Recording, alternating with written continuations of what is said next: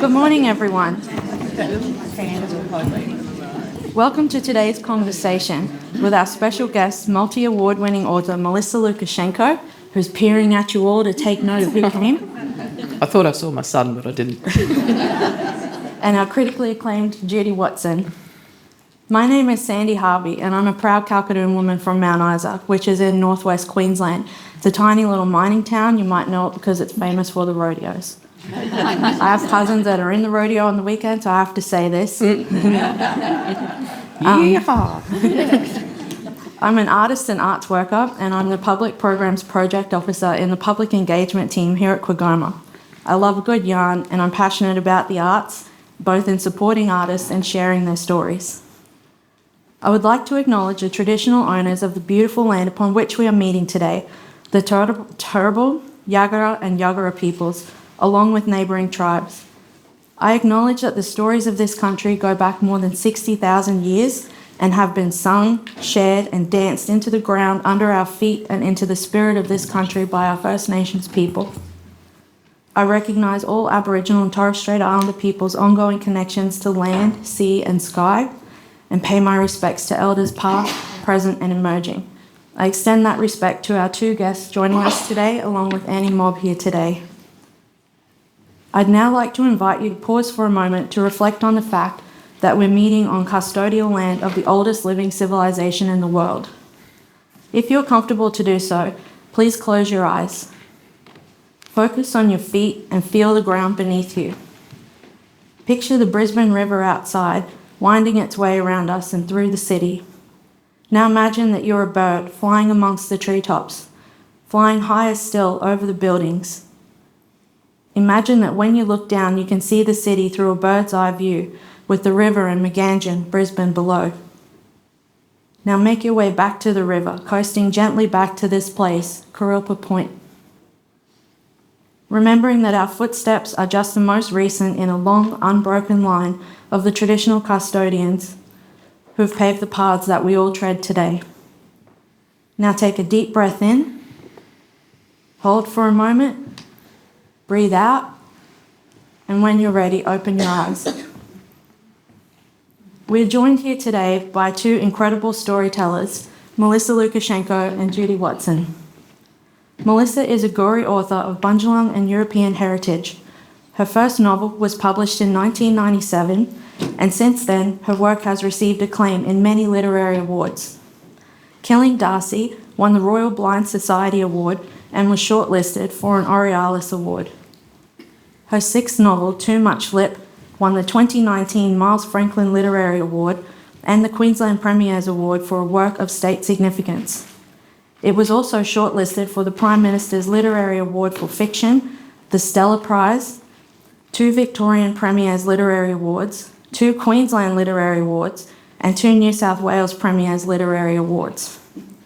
Melissa is a Walkley Award winner for her non-fiction and a founding member of human rights organisation Sisters Inside.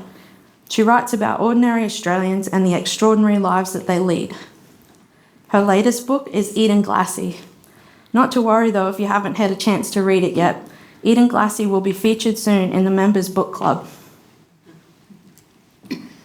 And you can grab a copy after this talk during the book signing with Melissa outside Cinema B afterwards. So Judy is a one-year woman and a highly respected artist whose practice has both local and international reach and significance.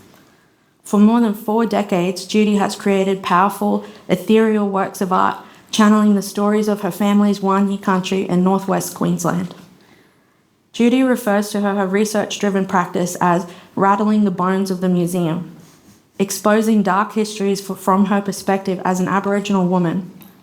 Judy's work is held in all major Australian public collections and internationally, and she has created major public art commissions. You can visit her current exhibition, Mudunama, Kundana, Wandaraba, Jarribirri, Judy Watson, on display now at the Queensland Art Gallery until the 11th of August. I highly encourage everyone to get along after this talk because we will be grading you to see who came. There will be a quiz. There will be a quiz. We'll be discussing some heavy content today. It might be uncomfortable to hear some of the stories discussed here, but that's okay. Storytelling is a powerful communication tool, and we encourage you to take time to sit with your feelings as they arise and acknowledge the source. We're here to make way for an important conversation, and that begins with listening openly. Judy and Melissa, you're both powerful storytellers. Both of your practices feature place and people and focus on truth-telling. And Melissa, I believe you said you would honour us with a little reading today. Yeah, I'll do a short reading to start. Can I just ask you to put your hand up if you've already read Eden Glassy so I can gauge? Okay, most of the room, great. All right. I'll read a little bit about Granny Eddie from page 4. For those of you who haven't read it, Granny Eddie Blanket is 100 years old and in a fictional hospital at South Brisbane. As the nurses rabbited on about blood pressure and bedpans and such like, Eddie focused her mind on the serious matter of dirt. She had been concerned with dirt all her life, and with being dispossessed of same, not to mention treated like dirt, which is to say trampled over and disregarded as a general rule. And what with being a dirty black, so-called, it was only common sense that dirt, meaning earth, meaning also country, was something of a constant and compelling interest to her, unlike the white fellas who so very rarely looked at the ground beneath their feet, for fear of remembering where it had come from and what it had cost, and where they themselves would undoubtedly end up. Oh.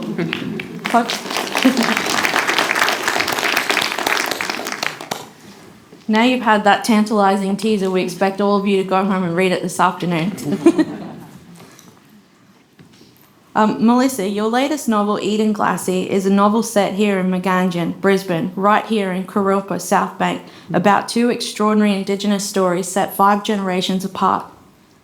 Eden Glassy refers to the almost name of Brisbane. Can you please share with us your inspiration for the book? Why this place in particular? Yeah, well, they say success has many fathers, and the book had many inspirations, really. I'm sure, Judy, you could relate to the never been one source of inspiration for a work of art. And I would also like to acknowledge that I'm on Juggera land, the land of Gudjikeri Charlton and other Juggera people speaking here today. I think the first thing that inspired me to write the book was about 20-odd years ago when Sue Abbey sent me a copy of the Reminiscences of Tom Petrie. And I was, this kind of treasure trove of an old white pioneer's memories of the place.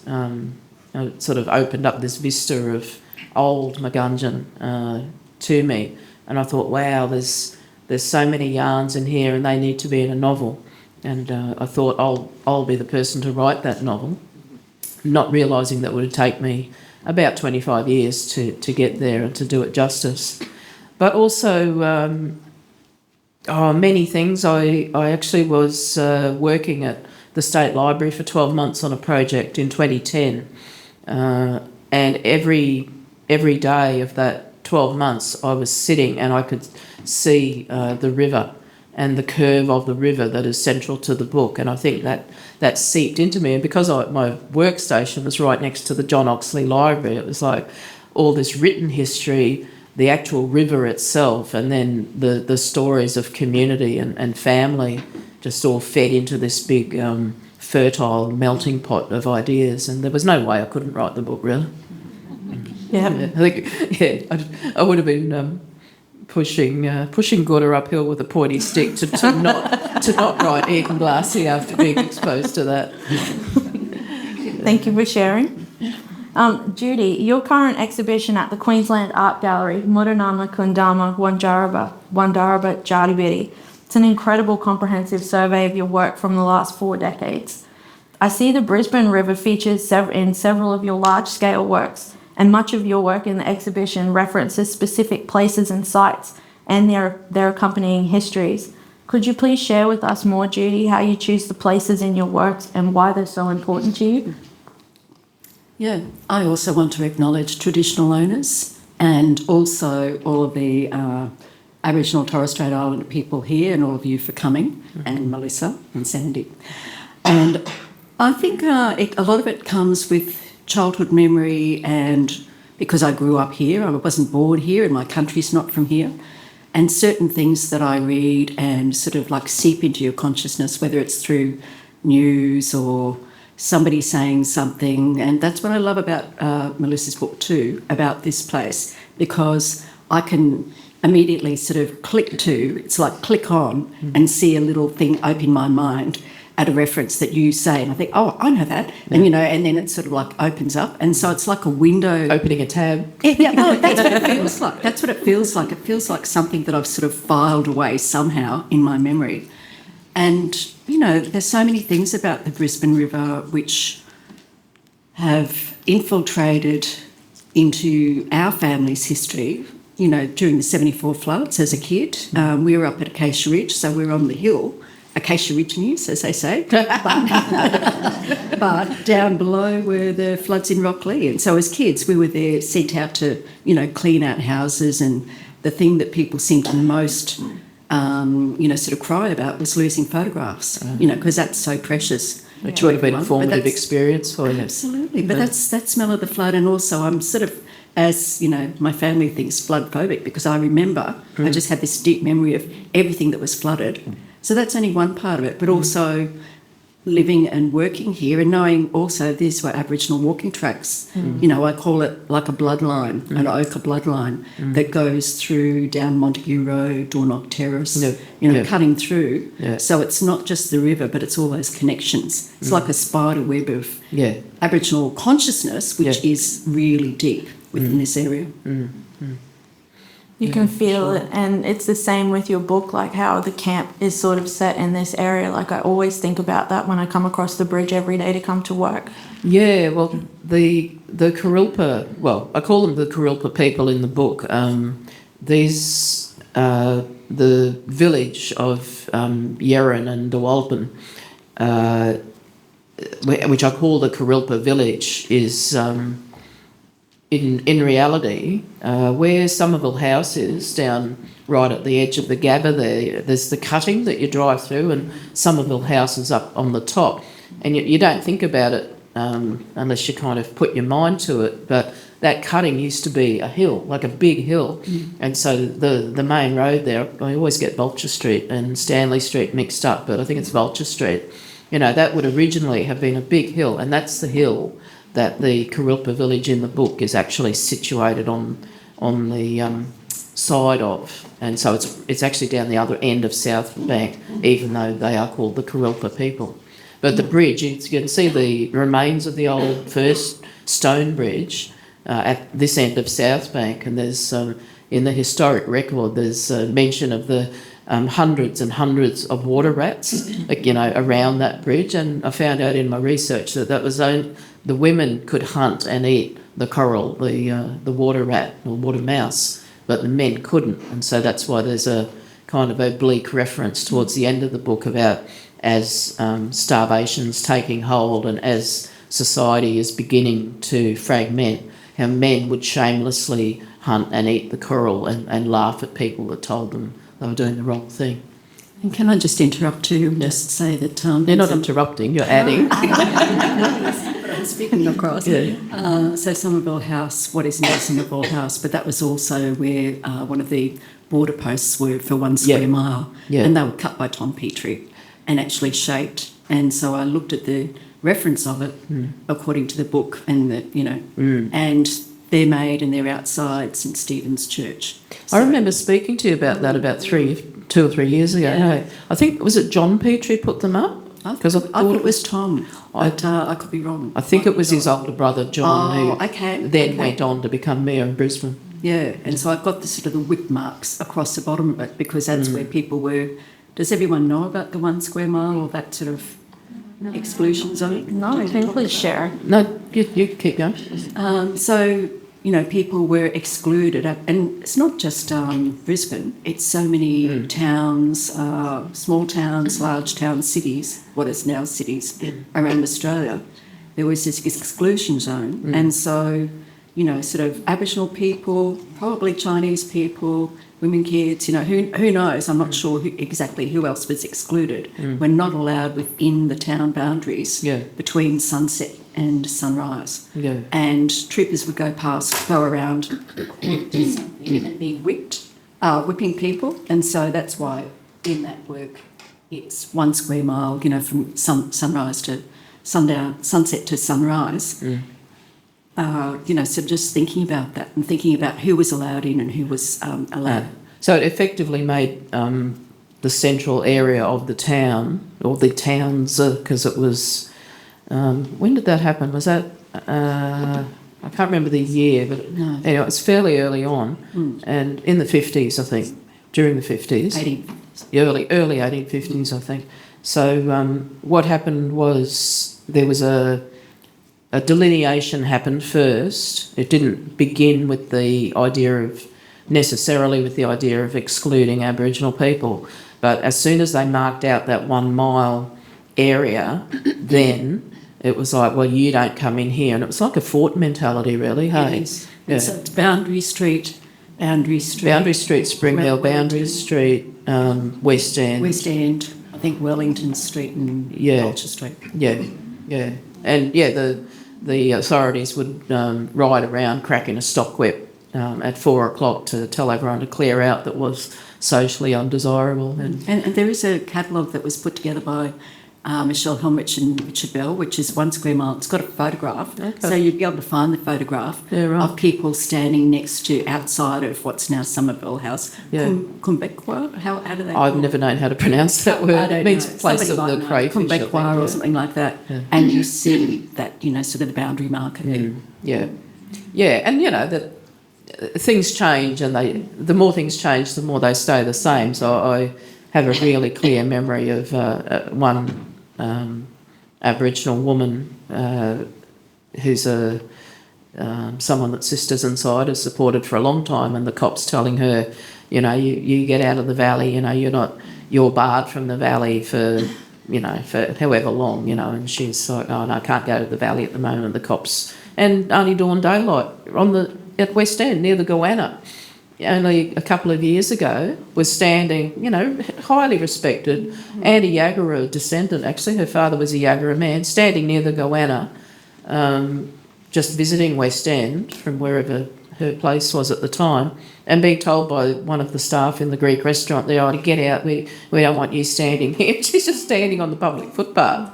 And, luckily she stood up for herself and said, I can stand here, this is a public place. How long ago was that?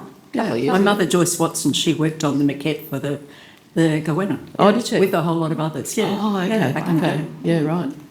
Yeah. I'm sorry, we've probably wandered away. No, that's fine. Well, it sort of ties in because my next question is around people. So since reading Eden Glassy, I was really caught up with the humanity of the characters.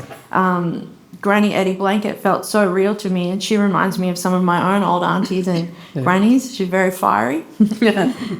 So too Mulligan reminds me of my brother and cousins.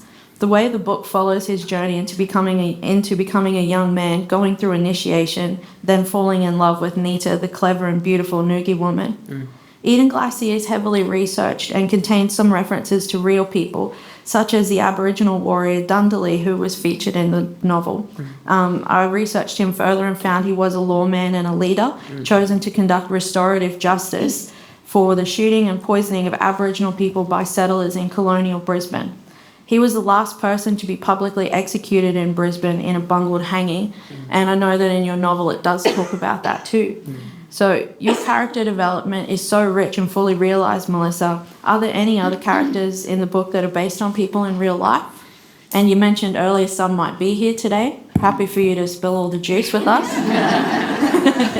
My memory must be worse than I thought, because I'm not sure who you mean now. Getting the vivid characters is really the key to writing an enjoyable novel, a novel that's enjoyable for the reader. Granny Eddie kind of wrote herself. I have worked with a number of Aboriginal elders on their memoirs, some published and some not. And she is fiery, But there was how would you say it, a creative, not a trip. Sorry, I'm a bit vague this morning. It's a bit early. That's all right. I put her in hospital for the duration of the book on pethidine because otherwise, because otherwise her granddaughter Winona, who just wants to burn everything down and like she's just livid the whole time. Again, a very easy character to write.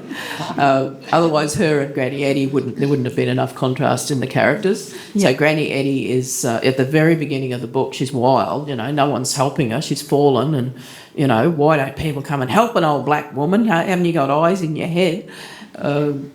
And then she's in hospital on the drugs, and that she's relatively mellow, and that leaves the space for a conversation that I wanted her to have with Winona. Yeah. And to have that back and forth. And then Dartmouth Rice, the journalist, he's just an idiot, basically. He's comic relief. But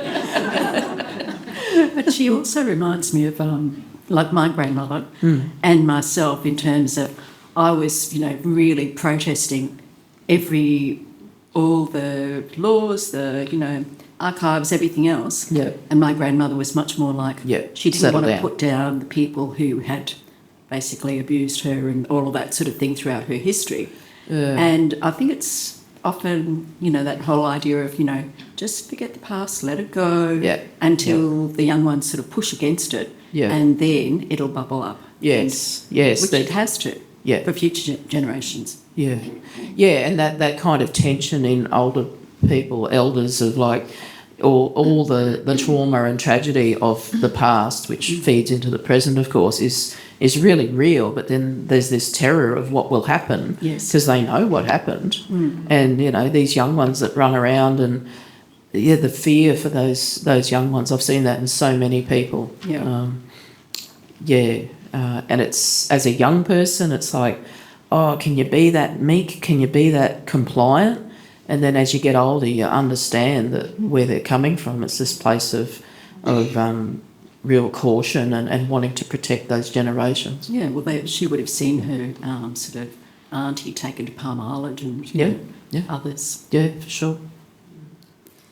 And to speak to that further, could you share with us if any of the references to massacres as seen through the eyes of your characters are based upon any particular research, family stories or stories from this area?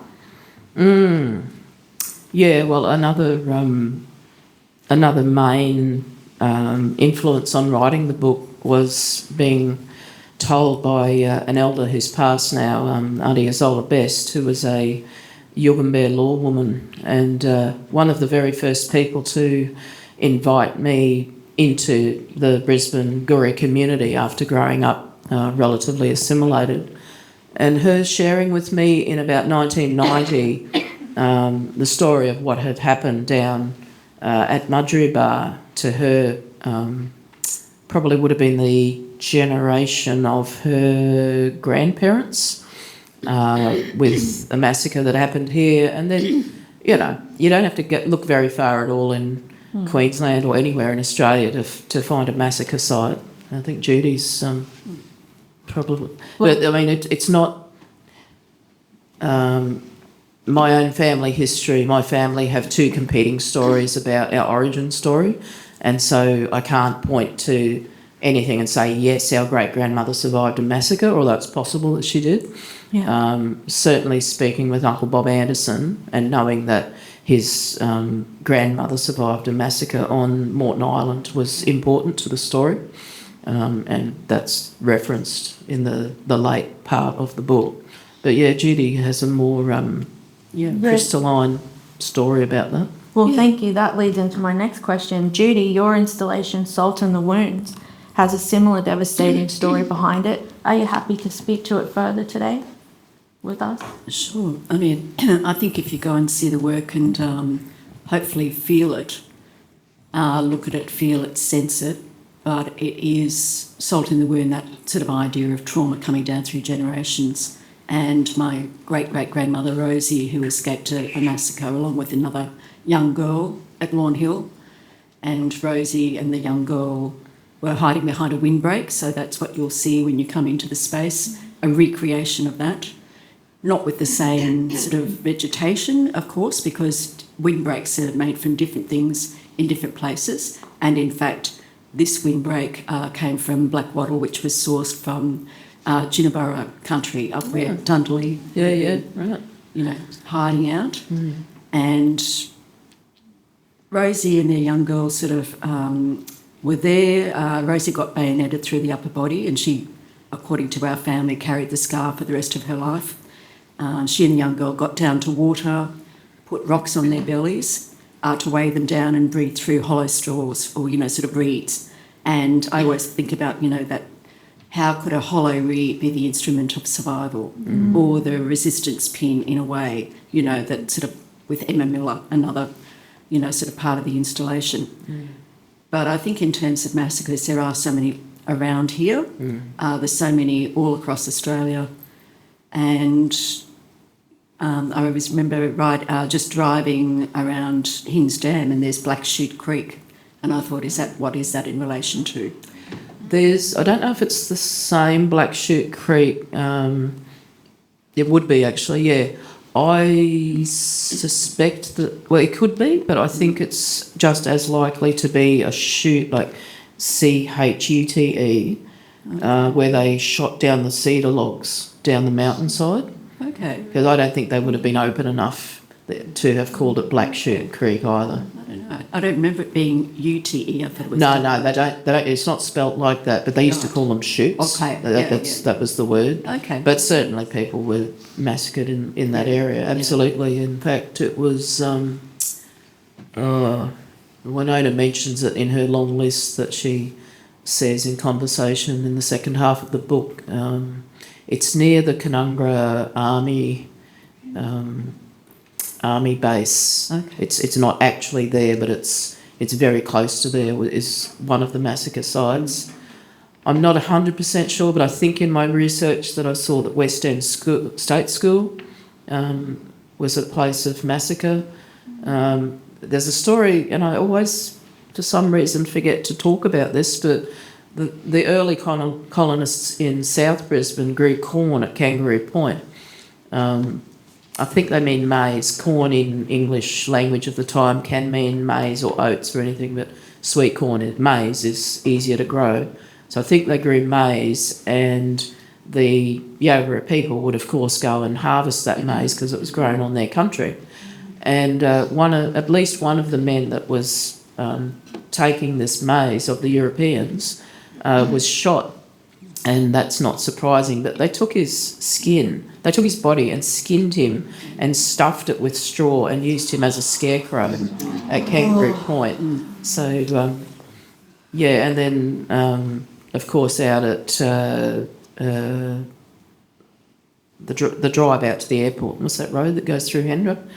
Kingsford Smith Drive, where the headman's village was burnt to the ground, repeatedly, and where they came and killed his pregnant daughter.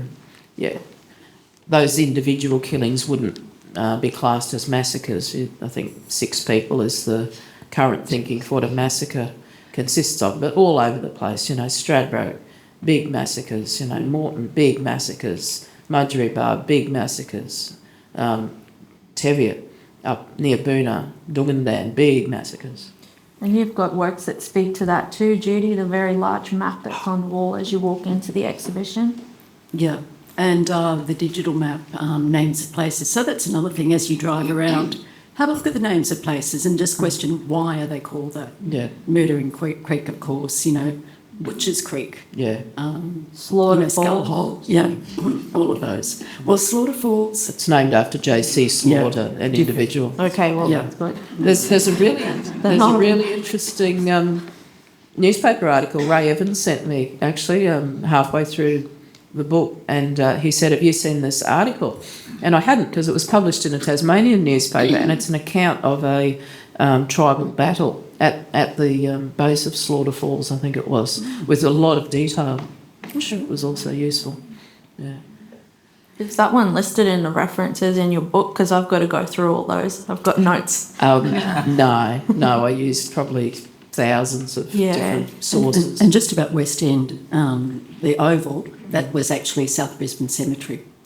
So I always used to say to the kids, our kids went there and just, just watch out. Yeah. But it's on some of the old maps, you'll see it. Okay. But then it got moved to Dutton Park. Right. Okay. Oh. Just went down a rabbit hole there. On a lighter note, oh, sorry, no, we'll get to that in a minute. I've got another question before that, sorry. So, themes of memory, resistance, and activism resonate throughout both of your work. Neither of you shy away from confronting atrocities which occurred in the past. As more comes to light, people today are angry, and rightfully so. Terms like native police and the dispersal policies, such subtle words that seem innocent enough at face value, yet the reality was horrific, with such brutality and cruelty towards Aboriginal men, women, and children. So this question is for the both of you.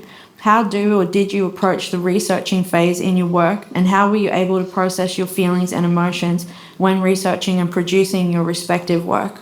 Because I know, like, just reading your book and reading the labels with your work, it makes me wild hearing the things or reading the things that you're talking about and then seeing the map. Like, I get so angry.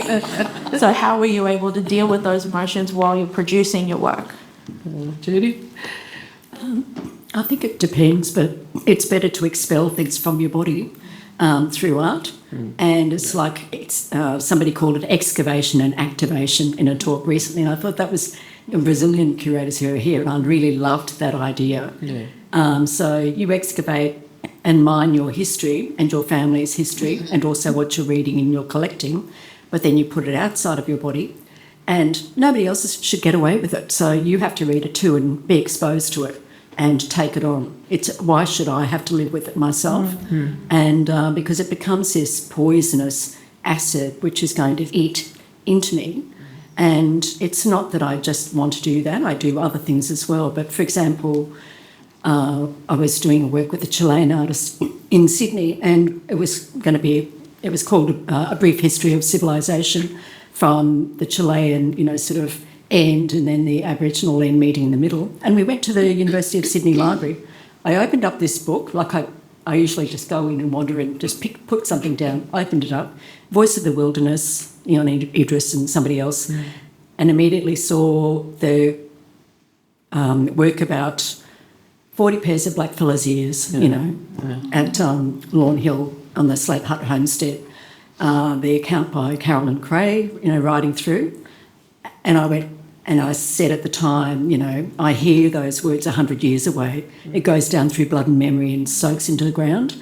And then I had to do something with it. Yeah. So I don't just sit on that. I've got to use it. And if people send me things, like the skullduggery, Gay Skullthorpe sent me something about this account of King Tiger, whose skull was dug up, sort of up on he was known as King Tiger, king of, Lawn Hill mines.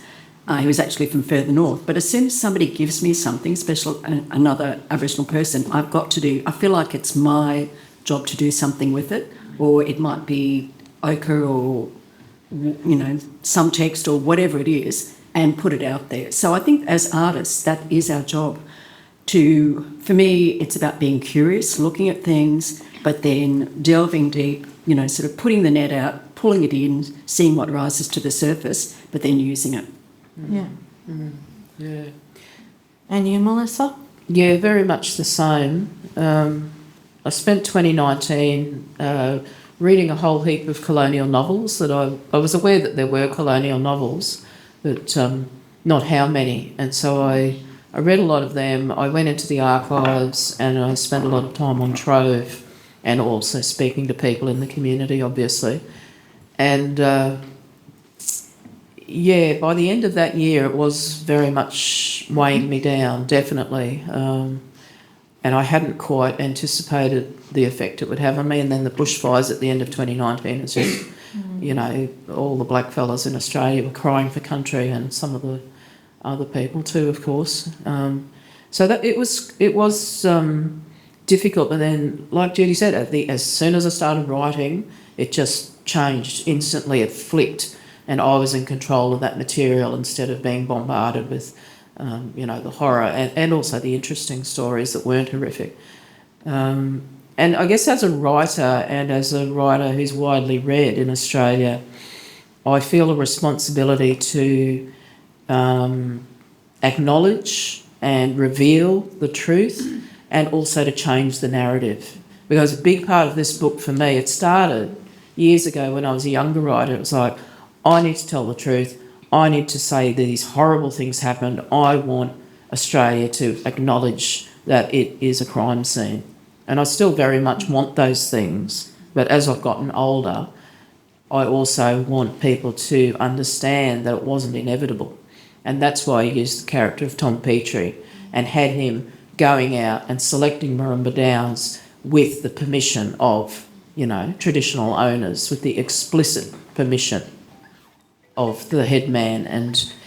And that, if you can't imagine colonisation happening in a less brutal and lawless fashion, then of course you're just going to go, oh, well, so what?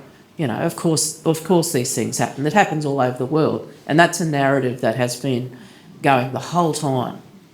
But I wanted to posit an alternative and I don't know if civilised is the way to do it, but something a bit closer to a civilised process of accommodating incomers, which is what the whale dreaming story around the East Coast all the way round to southern WA tells Aboriginal people. And it continues to Tasmania too. Yeah, Tasmania too, about how to deal with incomers and the responsibilities and the rights of each side of that equation. So it's about excavating and getting the poison out, but also saying, look at this poison and what can we do with it as a nation, as well as Aboriginal people. What can Australia do about it, rather than just have it sit? And sharing the load. It's definitely sharing the load. Yeah, nobody gets away with it. Yeah. No. Just to add there, I was at Sydney Writers' Festival and on a panel with David Marr, who's written a book called Killing for Country about the history of the native police in Queensland. And I ended up having a big barney with him on stage and backstage. It went quite explosive because it's one thing to write a book and pay lip service to what's happened, and it's another thing to actually feel it and to feel regret, not guilt, but regret. And to, Eden Glacier's about the next time you hear about the statistics of history or the facts of history, to put a human face to those people and to think that, maybe those people who were killed were like Yeren, like the Wildman, like Mullingan or Nita, these, to actually humanise. That's what I was trying to do. And the reason that I had a big fight with David Marr was because I don't think he saw those people or sees those people as anything more than faceless corpses, maybe. I don't know. It was a pretty unhappy experience, and to me it was, it was very telling. Anyway. I don't know who said it, but somebody said if you can make people feel, you can make them think. I don't know. I've just heard other artists or what our writers talk about it. And I think it's true. I think there's something about emotionally connecting somebody and you can do it in lots of ways, and sometimes with humour as well. We've got a lot of your work as well. Yeah. And then the resonance stays there, so then you can think back on it and think, maybe like the Yidaki, sort of seeing at the markets. It's funny you mentioned that, because that was my next sort of thing I wanted to talk about. Yeah. So on a lighter note, Melissa, could you share with us more about Winona in the part of the novel where she confiscates the yidaki or the didgeridoo from the white man with the dreadlocks busking in the mall? Maybe I should just read it. Oh, please do. That would be wonderful. I'd actually forgotten, I'm getting a bit long in the tooth and I forget. I'll have to find it now. That'll take half an hour. I had forgotten when I wrote this piece that it's partly based on me going to the West End markets one day and finding a white bloke selling Aboriginal artefacts. having a big argument with him as well. Did you chase him around with it? Unfortunately not. That would have been great. While you're looking at it, yes, I've had a few sort of stand-up arguments. One was with the guy at, I think it was Mullaney, sort of festival that'd be before right. it was Woodford. I just remembered another argument. I know. About someone wearing an Indian headdress. Yes, yes, I know. Oh, God. Anyway, this guy had this all this, sort of clothing and things like that with Aboriginal designs. And I said, "Oh, who's the Aboriginal designer?"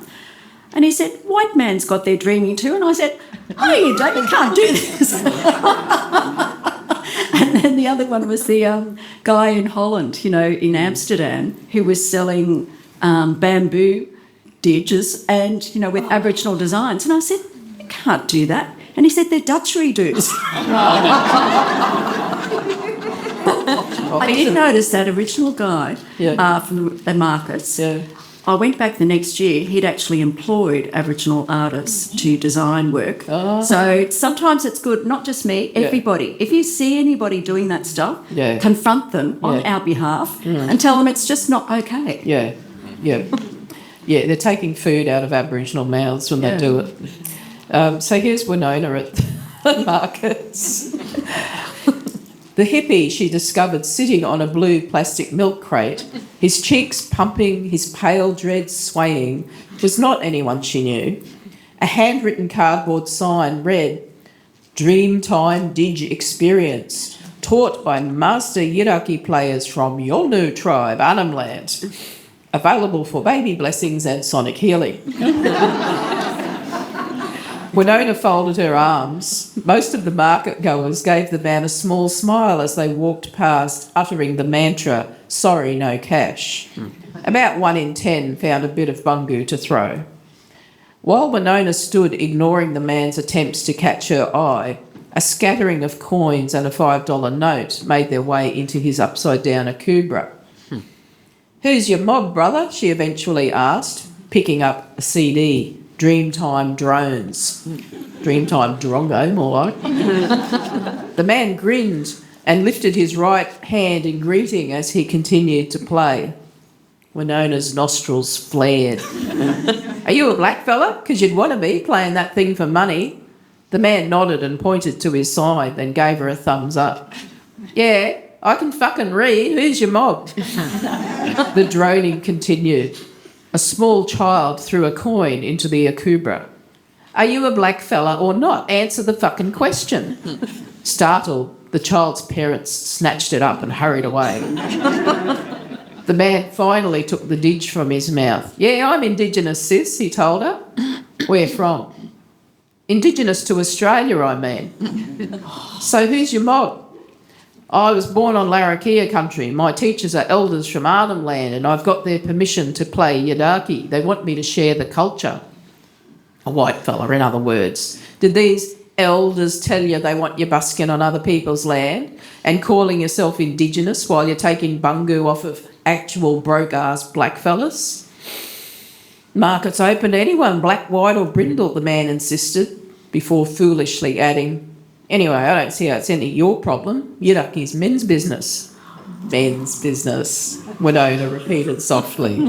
She bared her teeth in what the man tragically mistook for a smile. "Yeah, so if my elders tell me I can busk and make some coin, I will."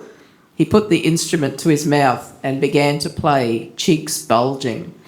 The instrument was no longer a soothing song calling Winona to the comfort of an urban black community.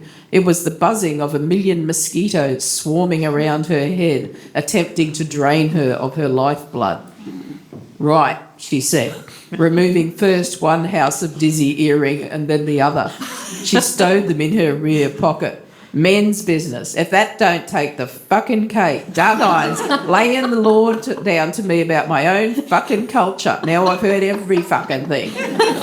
She picked up the akubra and dumped its contents into her satchel. "What I've been taught by my elders is when you get invaded, hey, what do you think you're fucking doing? The busker goggled as the yidaki fell away from his open mouth. "By thieving whitefellas, give me that back, you crazy fucking bitch." Winona spun the empty akubra, frisbee style, straight in the man's face. He recoiled in shock, crashing off his milk crate onto a pile of CDs, where his blonde dreads splayed out like the head of a mop. "Thieving, lying, gammon whitefellas." Winona seized the dinge by the flared end that was closest to her and expertly flipped it. She was still enumerating the man's sins as she lifted it above her head to smite the coloniser. Seeing her murderous expression, the hippie forgot about his hat and found a brand new set of priorities. "You can't touch that," he screeched. Winona brought the dinge down savagely, aiming for his grubby, trespassing feet. The hippie rolled sideways in the nick of time, yelping in shock when she raised the instrument high for a second go. "Only men can touch the yidaki," he screamed, stumbling into the milk crate in an effort to get far, far away from this crazy black chick. The dinge cracked hard against his cheesecloth-covered arse. "Colonising dug-eyes, you want to thieve your land." The man made it to his feet and tried to grab his yidaki, but Winona swung it like Babe Ruth on meth. He ducked and heard the instrument whoosh overhead with a terrifying wind of vengeance.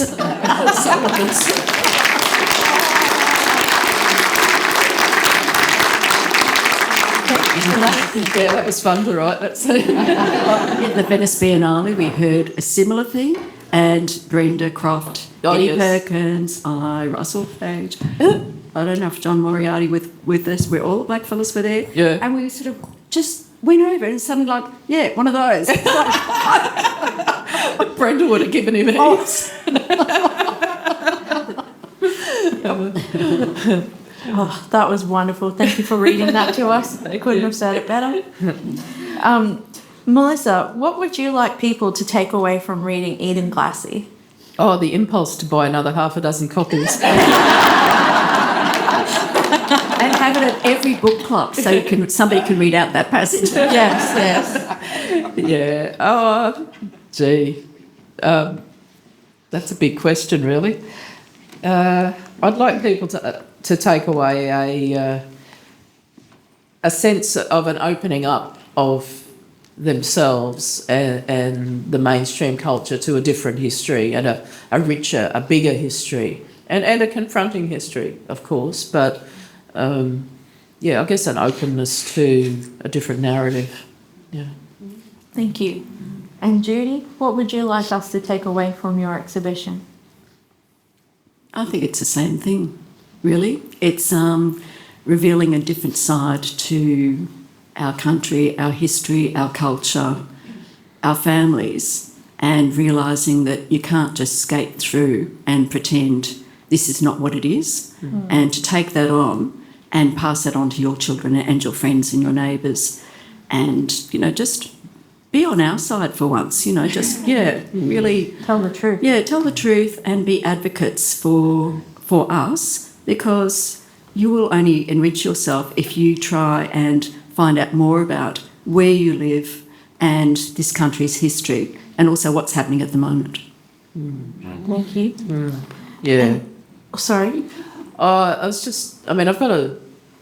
got a long list of stories that I try and remember to draw on when I'm speaking publicly, and usually I think of one or two, and there's dozens, but there's a kind of humility that ideally grows as you understand how much you don't know, and that's for blackfellas and for everyone. So it's that sense of humility. You mentioned curiosity earlier on, Judy. Curiosity and humility together are a really good combination for learning about the place that we live. And it's one of the stories that I always forget to tell is, and that didn't make it into the book. In my research, I came across a description of cattle being swum by stockmen from Bribie Island across to the mainland, or vice versa. But anyway, being swum across Pumice Stone Passage, on their way to stockyards or something. And so you can imagine a scene with, 4 or 5 men on horses cracking their whips and pushing the beasts, the cattle, across the salt water, across a narrow channel to get to wherever they're going. And in the book, I didn't manage to include it. What actually happened in real life was that a mob of emus joined in. A mob of emus came and they joined in with the cattle and swam with them because, this is where we've got to go, obviously.